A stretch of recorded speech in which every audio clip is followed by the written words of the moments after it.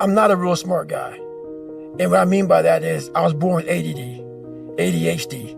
Like my brain cannot retain information.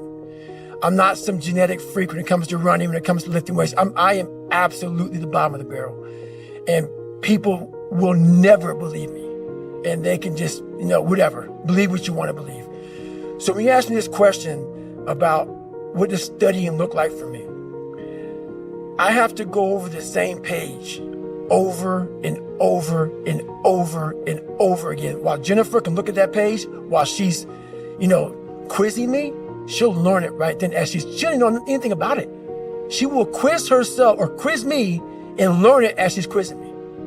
It's the most frustrating thing in the world how my brain works.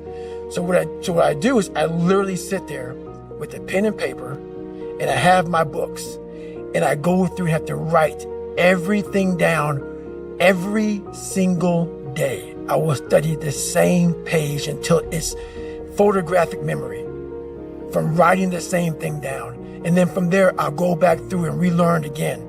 So I'll learn the bulk of it, but then I'll go through and learn the small things within that. So if it's a medication, I'll learn what the medication does. I'll learn how to even say the medication. Because these medications aren't like albuterol. No, it's very big words. So I'll go through, learn how to say the name. Then I'll go through, learn what the dose is. Then I'll go through, and this is like every single day. It's not like, oh, I got it. Let's just go through. No, nothing is I got it. Every single thing. So I can't wait to get in this conversation because everything I do in life, it sucks. Everything I do in life, it sucks. That's why when I was 300 pounds and 24 years old, it wasn't like I had some big epiphany of let's just go be a Navy SEAL and let's lose some weight. No, I knew my entire life was going to be a struggle, which is why I just ignored it. And I said, I'm not even trying to jump off into this and learn how to read, how to write, how to memorize, how to become something I am not. But through that process, something happened to me. And I realized this is why I feel sorry for no one. Because people are going to think that I am maybe lying or maybe fibbing or exaggerating. No, I was the lowest form on earth. No talent, no ability to learn. And I literally know what it is to be rock bottom and to build that up. The road to success is rarely a straight line. For me, it's always been more like a maze. Many times when I thought I'd finally cracked the code, had it all figured out and found the straight path to certain victory, I hit a wall or got spun into a turnaround. When that happens, we have two choices. We can stay stuck or regroup back up and try again. That's where evolution begins. Hitting those walls time and again will harden and streamline you. Having to back up and formulate a new plan without any assurances it will ever pan out will tune your say up and develop your problem. Solving skills and your endurance. It will force you to adapt. When that happens, hundreds of times over the course of many years, it is physically exhausting and mentally draining, and it becomes damn near impossible to believe in yourself or your future. A lot of people abandon belief at that point. They swirl in the eddies of comfort or regret, perhaps claim their victimhood, and stop looking for their way out of the maze. Others keep believing and find a way out, but hope to never slip into a trap like that ever again. And those skills they'd honed and developed wither. They lose their edge. I am always on the hunt for another twisted pretzel of a maze to get lost in, because that's where I find myself. The smooth road to success is of no use to savages like me. That may sound ideal, but it won't test us. It doesn't demand belief, so it will never make us great. We all build belief in different ways. I clock countless hours in the gym, where I log thousands of reps and run and ride my bike obscene distances to cultivate belief. Despite what you may think, I don't consider myself an ultra athlete because those races are not who I am. They are tools, Each one provides me a stockpile of faith. So when I get stuck in the maze of life like a broke down savage, I still believe I'm capable of achieving my unreasonable goals, such as becoming a smoke jumper at 47 years old, no matter what society or the good doctor says. I don't mean to suggest that you must run 100 or 200 miles to believe you have what it takes to get where you want to go. That's what I had to do based on the depth of the darkness I came from and the scale of my ambitions. But if you've lost it, you do need to find your way back to belief. Whatever it takes for you to believe that you're better than good enough to achieve your dreams is what you must do. And remember, your greatness is not tied to any outcome. It is found in the valiance of the attempt. I'm an artist, and every day I'm painting Mona Lisa. Every day, but it's a different one. It's not the same painting. So every day I wake up, even though I do the same thing, it takes a different way to get there. So every day in my mind, I'm going through my mind, I'm just like, and a good painter will not just paint. He needs to create. And you can't create with phones and everything going around you. So you got to block yourself off. You only do 2 podcasts in a year. You block yourself off and you're painting this thing inside, and you're going through all these different colors of paint and everything else. And you can only figure out the right painting if you spend the correct amount of time in your brain. So every single day, I'm literally going with my mind and I'm painting. I'm creating this masterpiece. And the masterpiece is always myself. But to do that, you cannot have any distractions. Because if you're talking to an artist and he's trying to think about the next painting, he can't. So it's impossible to listen to you and listen to what your mind and body are telling you we must do. People don't do enough of. They don't do any of it. They don't have passion. They lack passion, drive, determination because you haven't spent time with yourself. Your mind will tell you what is next. But you haven't spent the time to go, all right, let me just figure this out. You're looking for, let me Google this and let me Google that and you're not going to find it there because there's billions of people in this world and they're all supposed to be individuals. We have a pack mentality. That's why you're so fucking lost.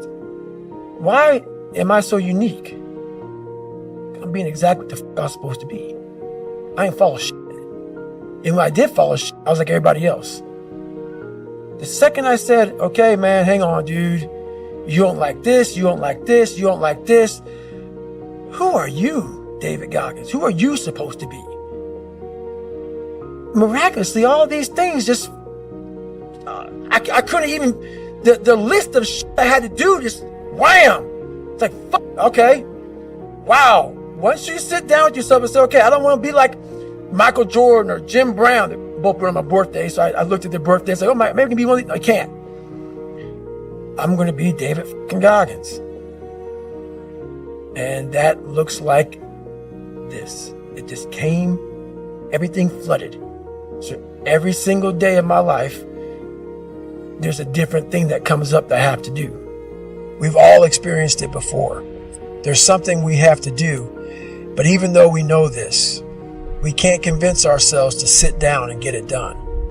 Instead, we are overwhelmed with all of the distractions surrounding us. Our thoughts run rampant, eclipsing the voice in the back of our head, telling us to get back on track. We feel out of control, like we can't take charge of our own actions. Temptations are all around us, and foolishly, we keep giving in to them. If this scenario resonates with you, then you are more than likely suffering from a lack of self-discipline. Self-discipline is all about being able to have control over yourself and what you do, say, or think. Because we live in a society that prioritizes pleasure over logic, we fail to realize that self-discipline is integral to our success in life.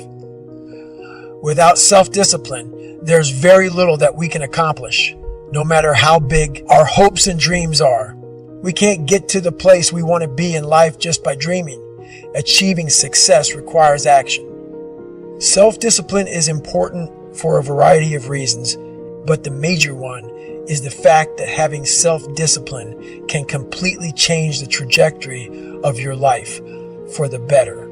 You will not only be healthier and happier once you master self-discipline, you will also find that you are a much more successful person in business, relationships, and numerous other areas of life. Self-deprecation is no longer looked down upon. Rather, it is expected. We limit ourselves by downplaying our abilities, and as a result, many people do not realize the power that they have within them. No matter how much you feel like your abilities are lacking, you are capable of achieving great things, both in your professional life and your personal life. You have the strength deep inside you to fight your way through anything life throws at you, no matter how tough. Developing a strong sense of self-discipline can completely change your life. This is coming from someone who has experienced firsthand how self-discipline can lead to great success. Before gaining a strong sense of control over my life, I often felt hopeless and lost. Now, I am on track to achieve many great things, and I consider myself a highly successful person. I firmly believe that I would not have been able to achieve what I have today if it wasn't for the fact that I dedicated myself to learning about self-discipline and how to apply it to my own life. Every day it gets dusty. And every day you don't start with the victories.